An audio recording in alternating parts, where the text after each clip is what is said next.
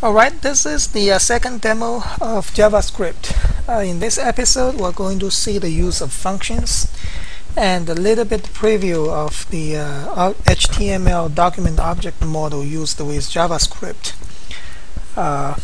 which means we're going to see the click of the button events and the change part of the HTML page and get values from the text box. Alright, what you see in the current HTML page is the piece of JavaScript here, and basically if you read it, it's a set of if statement based on a student's grade. Alright, score, numeric score, we're going to get the letter grade. So A for greater than 90 and B for between 80 and 90, and etc. The effect of this web page is, let me just refresh it. You can see that give the score 90 and grade is 80. If we change the score, we can change to 85. So for example, save and refresh the page, then it's going to be a B.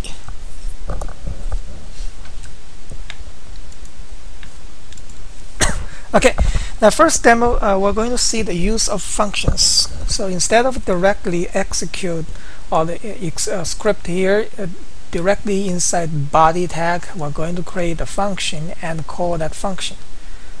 Right, let's begin.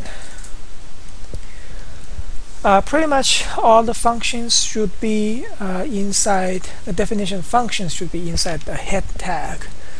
So let me just create the script block type equals text JavaScript and close this tag. Now we're going to create a function, and we start definition of function and give it a name. So it would be, let's say, display grade. The definition of the function is pretty much very similar to the methods in Java, so we essentially can copy everything and move this into the function.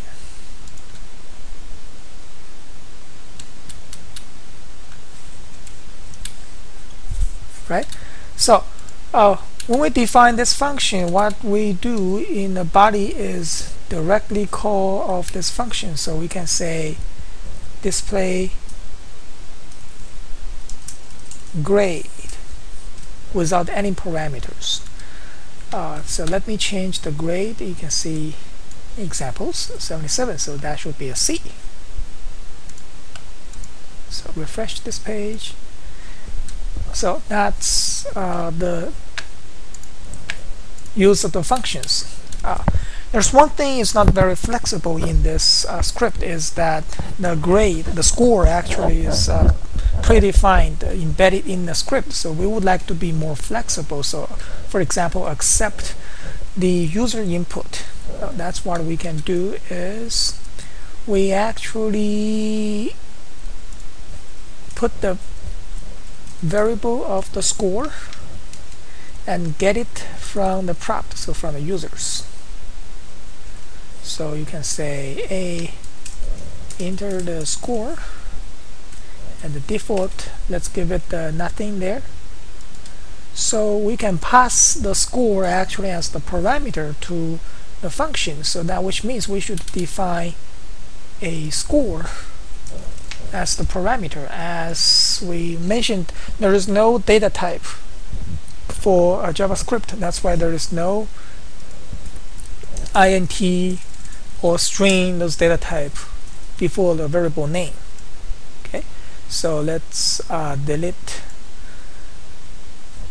this. So this is what we call a function with the parameter. So let's save it and refresh the page. So enter a grade. So let's this time 65. So your score is 65 and your grade is D.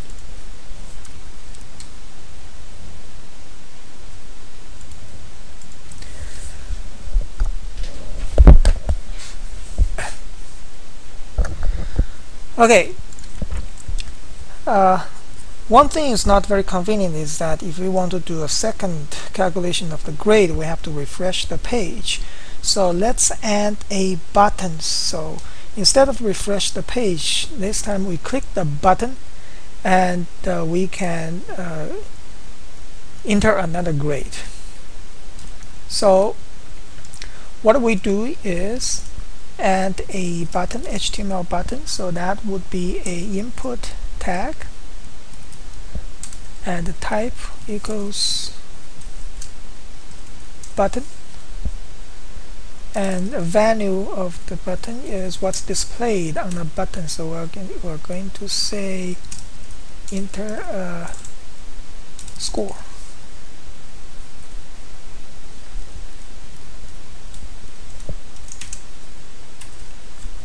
Now this is no normal button.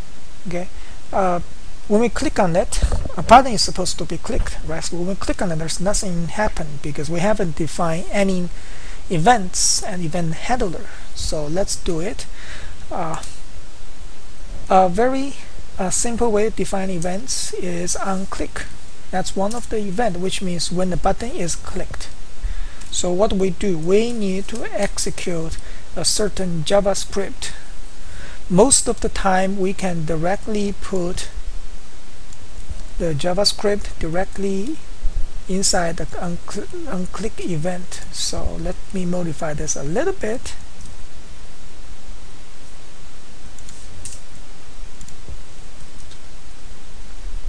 So that's it.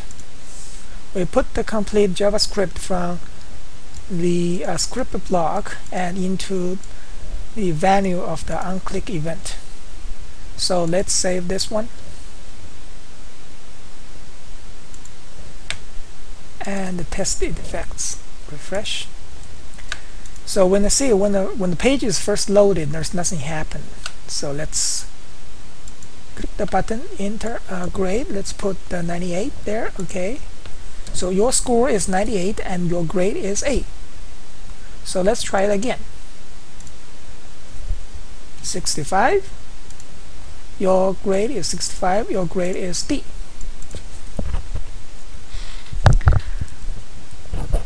There is just one problem of this. You probably discovered that is when we actually click the button and get the results, the new generated content is the overwrite to the original page. So this is a completely new page, and so the original title and the button is actually going to overwritten. So we want to actually avoid this kind of things to happen. So ideally something would display just underneath the button. So let's make the code a little bit change here. This is what we're going to do. We are going to create a little tag holder. So we're going to display the content in this holder and we'll give it the ID. We're going to use this ID. Let's say this is the result. So instead of here, we directly say document.write because this is going to overwrite the complete page. We're going to use another kind of document object model, which we'll cover more in next week. So it's the document dot get element by ID.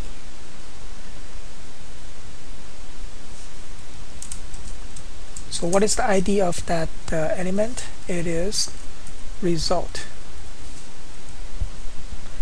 and its inner HTML equals to this message.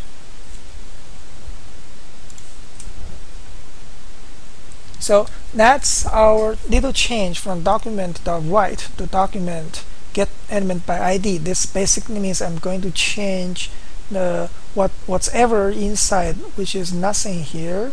We're going to insert this message in between the division tag, the result division tag. So in this way, we're not going to overwrite the complete document.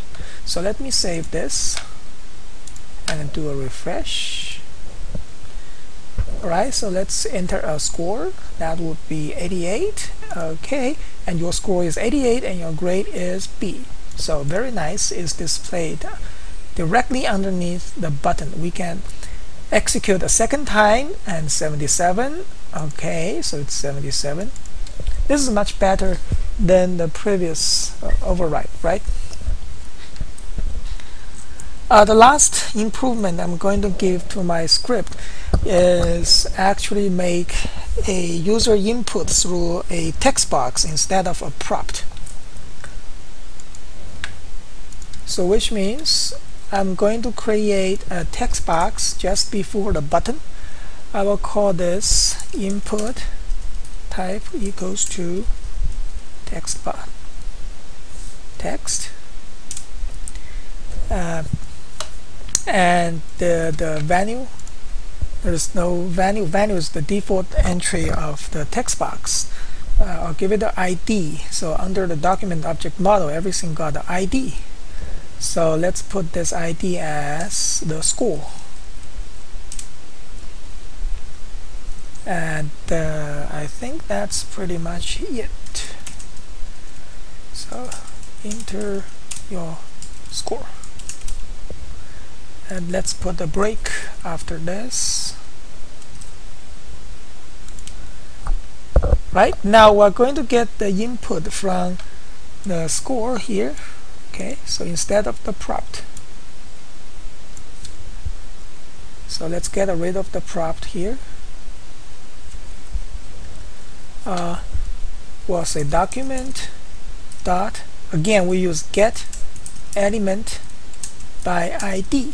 So this time the ID is, remember we should use single quotation here because that's inside a double quotation. Don't use double quotation mark inside another double quotation mark. So use single quotes here. So this is the score. We get the value of it.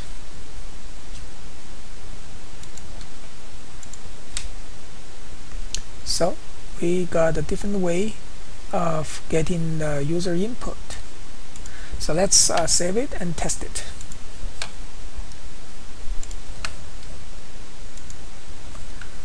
Enter your score. Let's say 99. Enter a score. So your score is 99, your grade is A. Good. So it's good. 81. Your score is 81, your grade is B. Nice. So this is actually, we have learned get user input actually through a form element, the text box, and process it with some logic using a function, and directly display the results by manipulating part of the HTML page instead of overwrite the whole page. The last action I want to do is to organize my code a little bit. So instead of displaying everything here, okay, I'm actually make it the onClick event calling of the function here more effective. So I'm going to make a last small changes.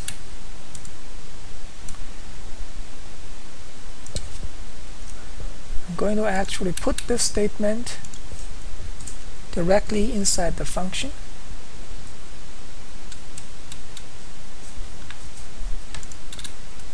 And I just direct call a display grade when I actually do the onClick event. So let me save this and test it. So what's changed is the best way, ideal way of calling functions is to put it in directly as the value of the onClick event without additional any other statements. So let me just save it and test the result.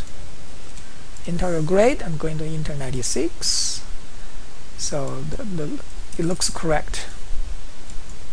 55. That's a F. Alright, so let's review what I have done in this small demo. I have put everything, the logic, inside the function. Let me do one more change. Actually, we don't use the parameter. There is no need for a parameter anyway, because we directly get the information from the text box, right? So what I have done is to put everything inside the function and to accept the user input from a text box, and used a button to actually bring up the result after clicking it, instead of keep refreshing the pages. So after a number of changes, we actually make the JavaScript more effective and more useful. This is the desired way of writing JavaScript. This is the end of the demo, and more about the events and the document object model, the methods, the clicks, the get elements.